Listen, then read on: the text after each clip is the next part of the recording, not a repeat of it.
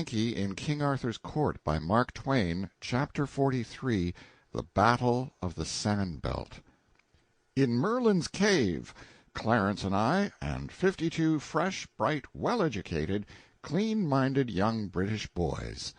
At dawn I sent an order to the factories and to all our great works to stop operations and remove all life to a safe distance, as everything was going to be blown up by secret mines, and no telling at what moment, therefore vacate at once. These people knew me and had confidence in my word. They would clear out without waiting to part their hair, and I could take my own time about dating the explosion. You couldn't hire one of them to go back during the century if the explosion was still impending. We had a week of waiting. It was not dull for me, because I was writing all the time. During the first 3 days I finished turning my old diary into this narrative form. It only required a chapter or so to bring it down to date. The rest of the week I took up in writing letters to my wife.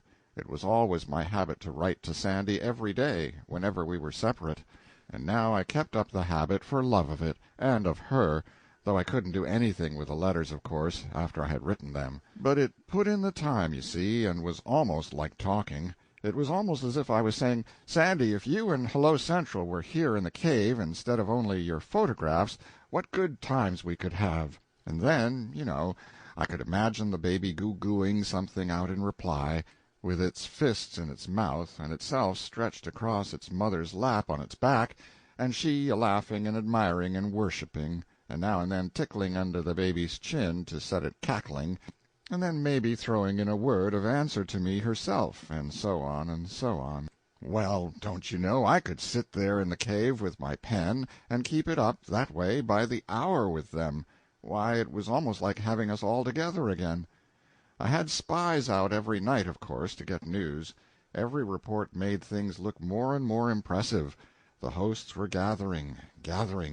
Down all the roads and paths of England the knights were riding, and priests rode with them to hearten these original crusaders, this being the Church's war.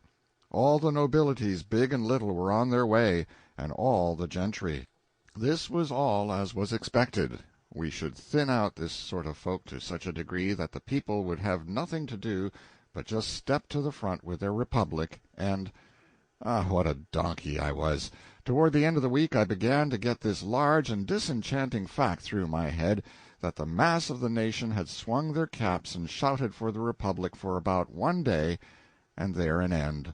The Church, the nobles, and the gentry then turned one grand all-disapproving frown upon them and shriveled them into sheep. From that moment the sheep had begun to gather to the fold, that is to say the camps, and offer their valueless lives and their valuable wool to the righteous cause. Why, even the very men who had lately been slaves were in the righteous cause, and glorifying it, praying for it, sentimentally slabbering over it, just like all the other commoners. Imagine such human muck as this! Conceive of this folly! Yes, it was now death to the republic everywhere, not a dissenting voice. All England was marching against us. Truly this was more than I had bargained for. I watched my 52 boys narrowly, watched their faces, their walk, their unconscious attitudes. For all these are a language given us purposely, that it may betray us in times of emergency, when we have secrets which we want to keep.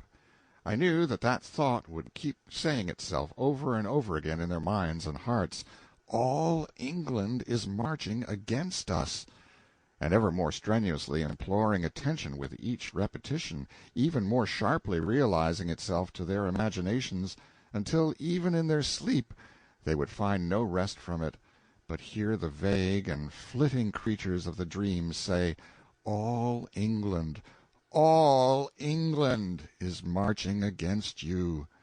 I knew all this would happen. I knew that ultimately the pressure would become so great that it would compel utterance.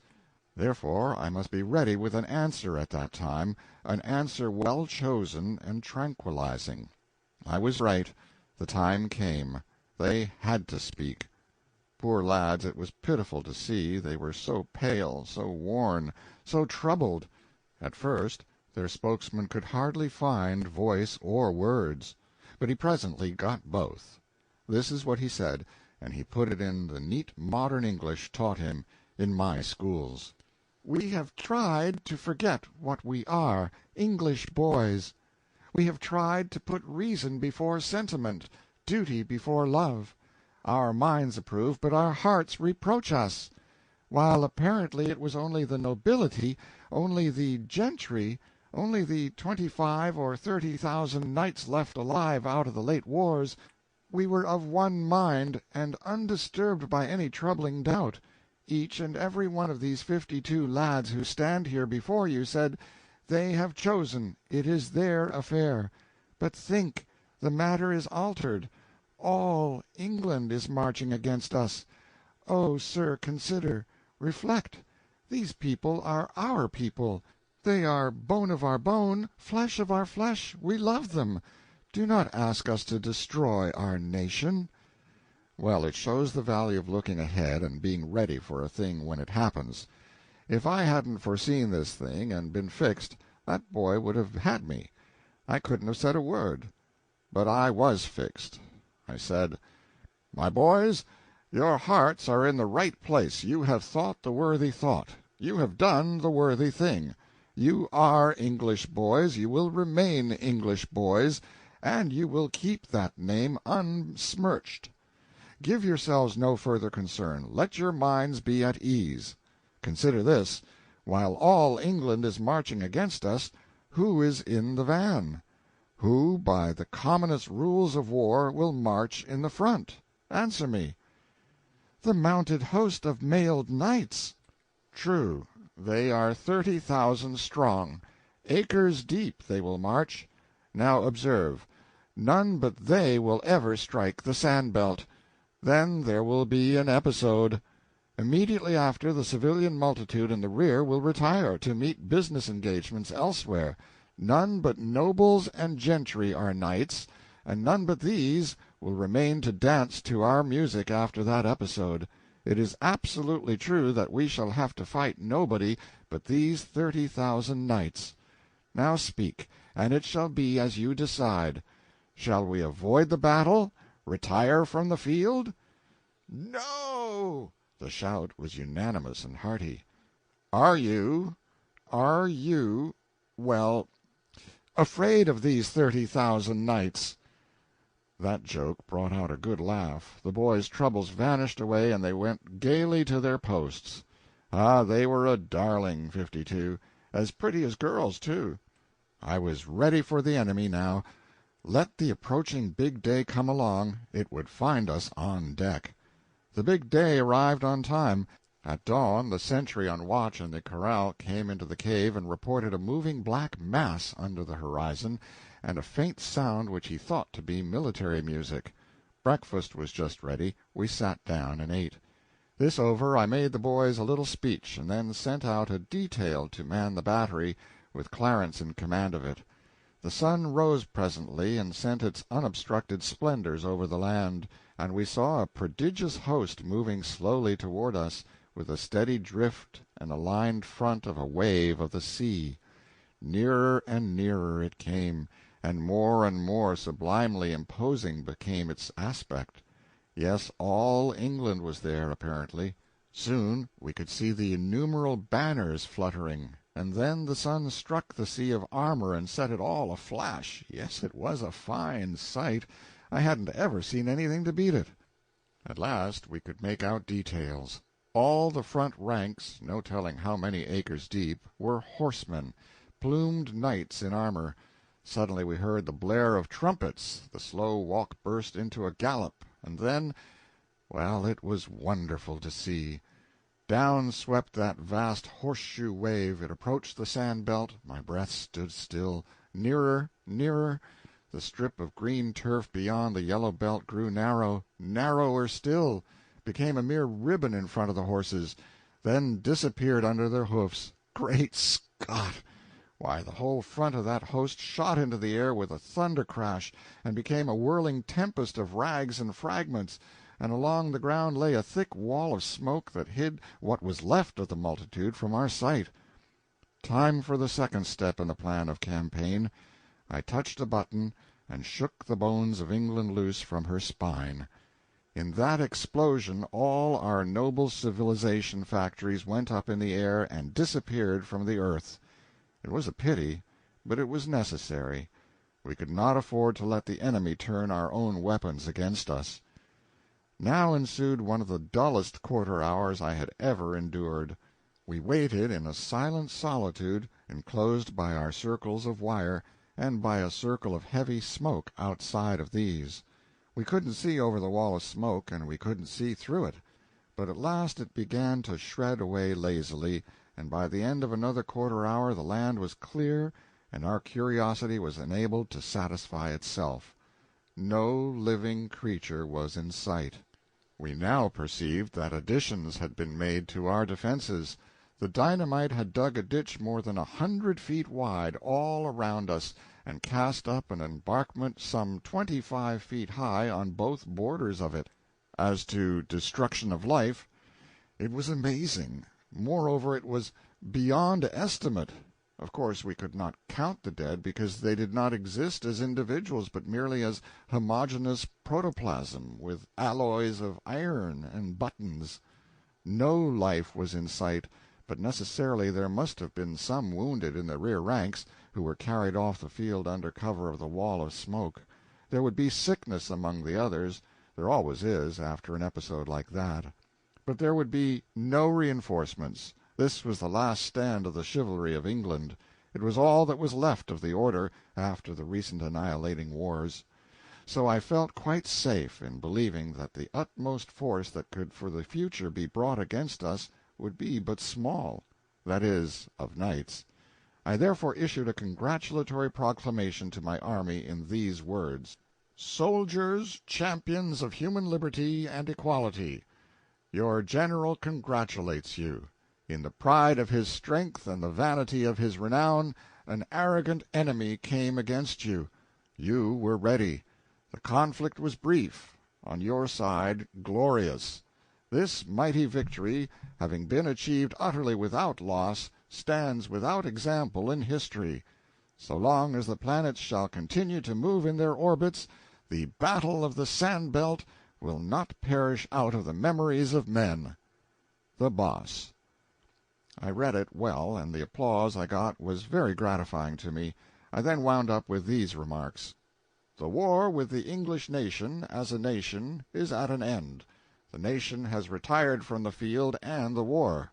Before it can be persuaded to return, war will have ceased. This campaign is the only one that is going to be fought. It will be brief, the briefest in history. Also the most destructive to life, considered from the standpoint of proportion of casualties to numbers engaged. We are done with the nation. Henceforth we deal only with the knights. English knights can be killed, but they cannot be conquered. We know what is before us. While one of these men remains alive, our task is not finished. The war is not ended. We will kill them all." Loud and long-continued applause. I picketed the great embankments thrown up around our lines by the dynamite explosion, merely a lookout of a couple of boys to announce the enemy when he should appear again. Next I sent an engineer and 40 men to a point just beyond our lines on the south, to turn a mountain brook that was there and bring it within our lines and under our command, arranging it in such a way that I could make instant use of it in an emergency. The 40 men were divided into 2 shifts of 20 each, and were to relieve each other every 2 hours. In 10 hours the work was accomplished. It was nightfall now, and I withdrew my pickets. The one who had had the northern outlook reported a camp in sight, but visible with a glass only. He also reported that a few knights had been feeling their way toward us, and had driven some cattle across our lines, but that the knights themselves had not come very near. That was what I had been expecting. They were feeling us, you see. They wanted to know if we were going to play that red terror on them again. They would grow bolder in the night, perhaps. I believed I knew what project they would attempt, because it was plainly the thing I would attempt myself if I were in their places, and as ignorant as they were. I mentioned it to Clarence. "I think you are right," said he. "It is the obvious thing for them to try." "Well, then," I said, "if they do it they are doomed." "Certainly." "They won't have the slightest show in the world." "Of course they won't." "It's dreadful, Clarence. It seems an awful pity." The thing disturbed me so that I couldn't get any peace of mind for thinking of it and worrying over it. So, at last, to quiet my conscience, I framed this message to the knights: "To the Honorable, the Commander of the Insurgent Chivalry of England, you fight in vain. We know your strength, if one may call it by that name. We know that at the utmost you cannot bring against us above 25,000 knights. Therefore you have no chance, none whatever. Reflect. We are well equipped, well fortified. We number 54. 54 what? Men? No, minds, the capablest in the world, a force against which mere animal might may no more hope to prevail than may the idle waves of the sea hope to prevail against the granite barriers of England. Be advised. We offer you your lives. For the sake of your families, do not reject the gift. We offer you this chance, and it is the last. Throw down your arms. Surrender unconditionally to the Republic, and all will be forgiven. Signed, The Boss." I read it to Clarence, and said I proposed to send it by a flag of truce. He laughed the sarcastic laugh he was born with, and said, "Somehow it seems impossible for you to ever fully realize what these nobilities are. Now let us save a little time and trouble. Consider me the commander of the knights yonder. Now then, you are the flag of truce. Approach and deliver me your message, and I will give you your answer." I humored the idea. I came forward under an imaginary guard of the enemy's soldiers, produced my paper, and read it through. For answer, Clarence struck the paper out of my hand, pursed up a scornful lip, and said with lofty disdain, "Dismember me this animal, and return him in a basket to the base-born knave who sent him. Other answer have I none." How empty is theory in presence of fact! And this was just fact, and nothing else. It was the thing that would have happened. There was no getting around that. I tore up the paper and granted my mistimed sentimentalities a permanent rest. Then to business. I tested the electric signals from the Gatling platform to the cave, and made sure that they were all right. I tested and retested those which commanded the fences. These were signals whereby I could break and renew the electric current in each fence independently of the others at will.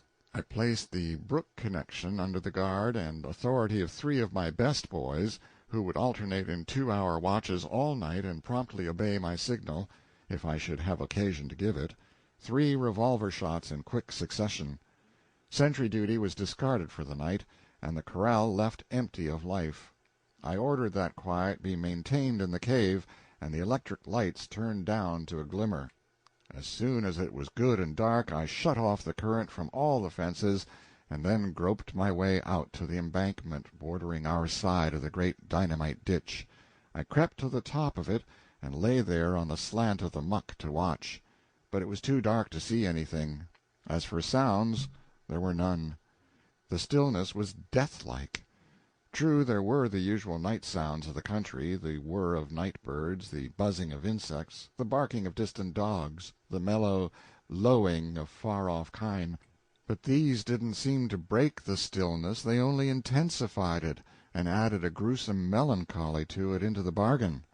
I presently gave up looking, the night shut down so black, but I kept my ears strained to catch the least suspicious sound, for I judged I had only to wait, and I shouldn't be disappointed.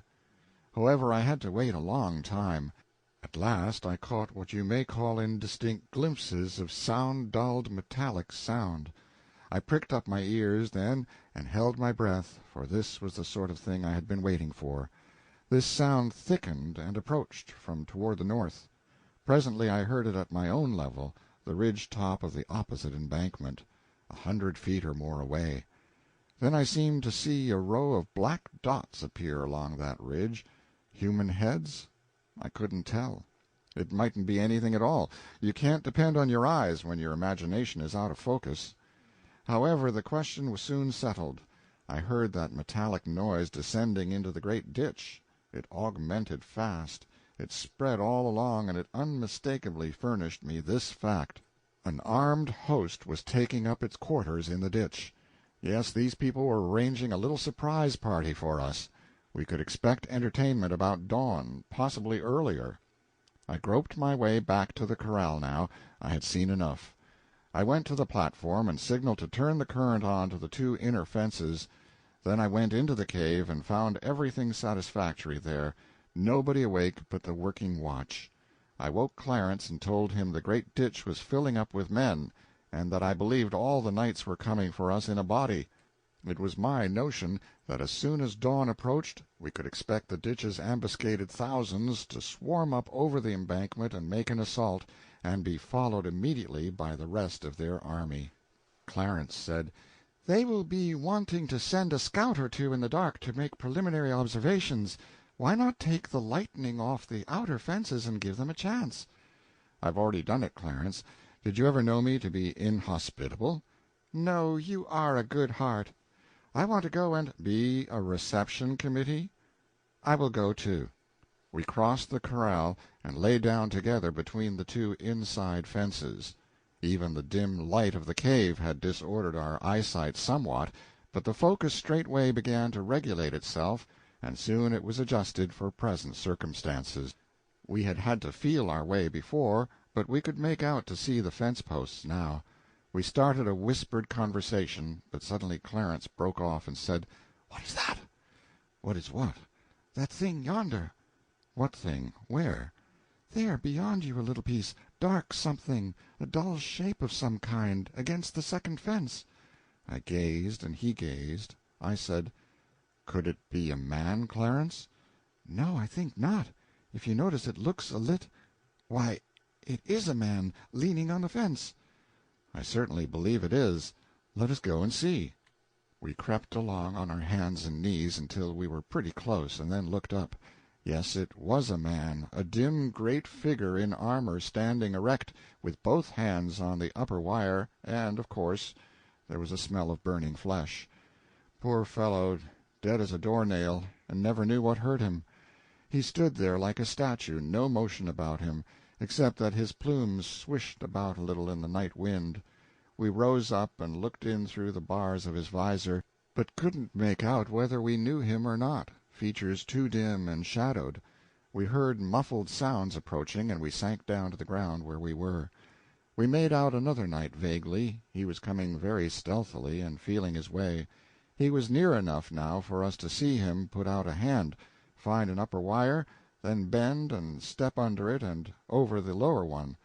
Now he arrived at the first knight, and startled slightly when he discovered him. He stood a moment, no doubt wondering why the other knight didn't move on. Then he said in a low voice, "Why dreamest thou here, good Sir Mar—" And then he laid his hand on the corpse's shoulder, and just uttered a little soft moan and sunk down dead. Killed by a dead man, you see. Killed by a dead friend, in fact. There was something awful about it. These early birds came scattering along after each other, about one every 5 minutes in our vicinity, during half an hour. They brought no armor of offense but their swords. As a rule, they carried the sword ready in the hand, and put it forward and found the wires with it. We would now and then see a blue spark when the knight that caused it was so far away as to be invisible to us, but we knew what had happened all the same. Poor fellow, he had touched a charged wire with his sword and been elected. We had brief intervals of grim stillness, interrupted with piteous regularity by the clash made by the falling of an ironclad, and this sort of thing was going on right along, and was very creepy there in the dark and lonesomeness. We concluded to make a tour between the inner fences. We elected to walk upright for convenience's sake. We argued that if discerned, we should be taken for friends rather than enemies, and in any case we should be out of reach of swords, and these gentry did not seem to have any spears along. Well, it was a curious trip. Everywhere dead men were lying outside the second fence, not plainly visible, but still visible, and we counted 15 of those pathetic statues, dead knights standing with their hands on the upper wire. One thing seemed to be sufficiently demonstrated: our current was so tremendous that it killed before the victim could cry out. Pretty soon we detected a muffled and heavy sound, and next moment we guessed what it was. It was a surprise in force coming. Whispered Clarence to go and wake the army and notify it to wait in silence in the cave for further orders. He was soon back, and we stood by the inner fence and watched the silent lightning do its awful work upon that swarming host.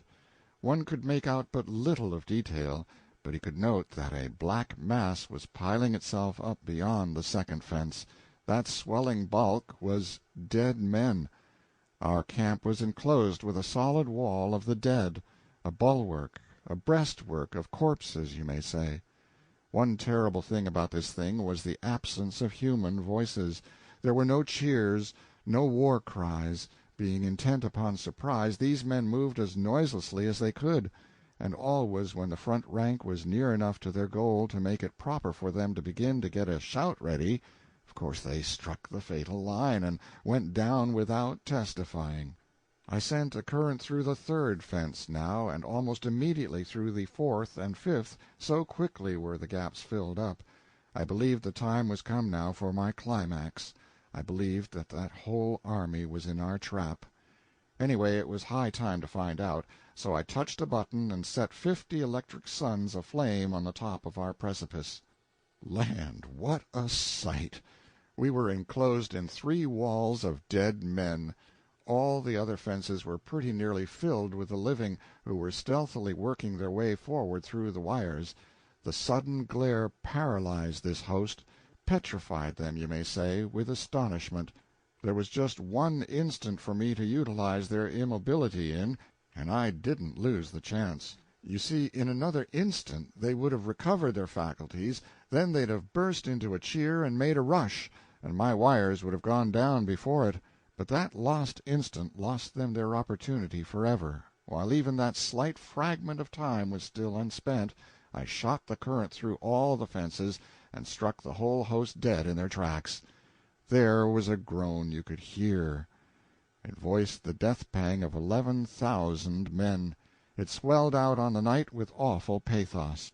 A glance showed that the rest of the enemy, perhaps 10,000 strong, were between us and the encircling ditch, and pressing forward to the assault. Consequently, we had them all, and had them past help. Time for the last act of the tragedy. I fired the 3 appointed revolver shots, which meant, "Turn on the water." There was a sudden rush and roar, and in a minute the mountain brook was raging through the big ditch and creating a river 100 feet wide and 25 deep. "Stand to your guns, men! Open fire!" The 13 Gatlings began to vomit death into the fated 10,000. They halted, they stood their ground a moment against that withering deluge of fire, then they broke, faced about, and swept toward the ditch like chaff before a gale. A full 1/4 part of their force never reached the top of the lofty embankment. The 3/4 reached it and plunged over, to death by drowning. Within 10 short minutes after we had opened fire, armed resistance was totally annihilated. The campaign was ended. We 54 were masters of England. 25,000 men lay dead around us. But how treacherous is fortune! In a little while, say an hour, happened a thing by my own fault, but I have no heart to write that. Let the record end here. End of chapter 43.